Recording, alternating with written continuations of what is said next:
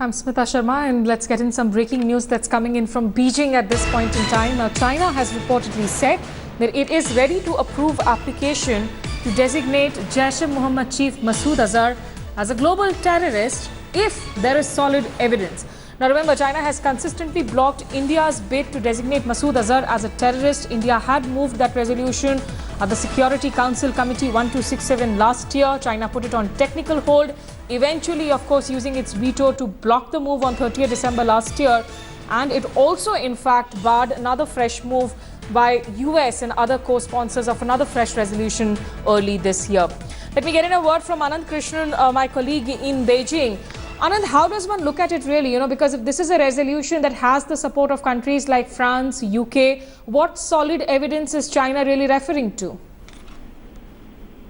Well, Smita, that's the interesting thing, that Beijing won't tell us what exactly it is, citing the rules of privacy and anonymity of the UN 1267 Sanctions Committee. And of course, when we put the question to them that the same committee has already proscribed Masood Azhar's organization and deemed evidence sufficient to proscribe the Jaish-e-Mohammed, it's a bit curious that they're saying that there isn't solid evidence as far as the Jaish-e-Mohammed's head is concerned.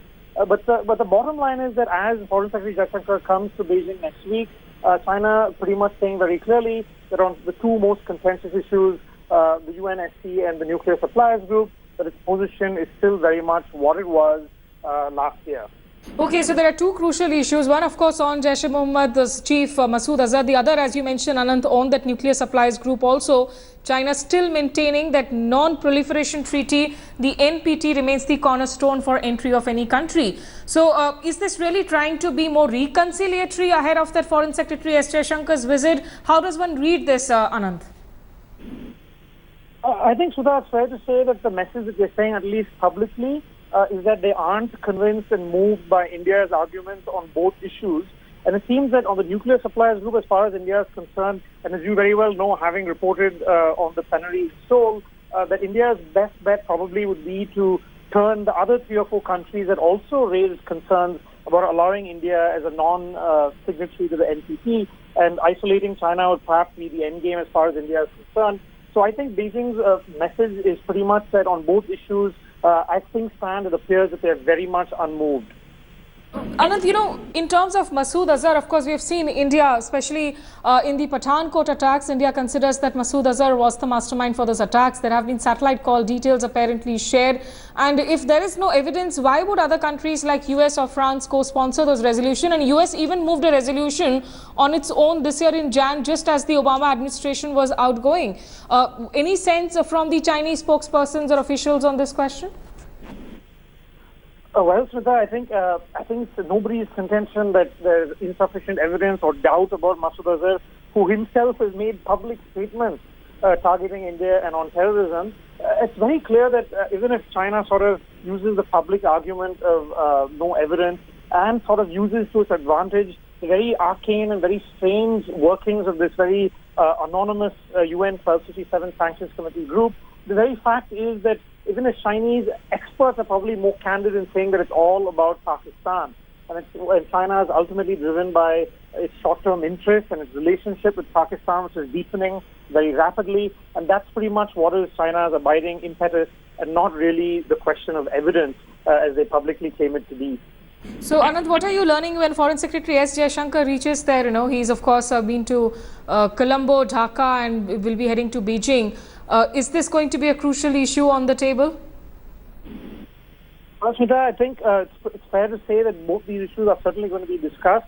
This is, of course, an upgraded strategic dialogue, and which in itself shows that there's been concern both in Delhi and Beijing that in the last year or so the relationship has sort of been strained and tested, and they need to bring it back on track. And that's one of the reasons why the Foreign Secretary will be coming to Beijing and speaking with a very senior Chinese official, who is the executive vice foreign minister, which kind of shows the dialogue is being taken to a higher level. It also does speak to the concern in both capitals that these two issues have really strained the relationship. But China is sort of arguing that, well, these aren't bilateral issues, these are multilateral issues.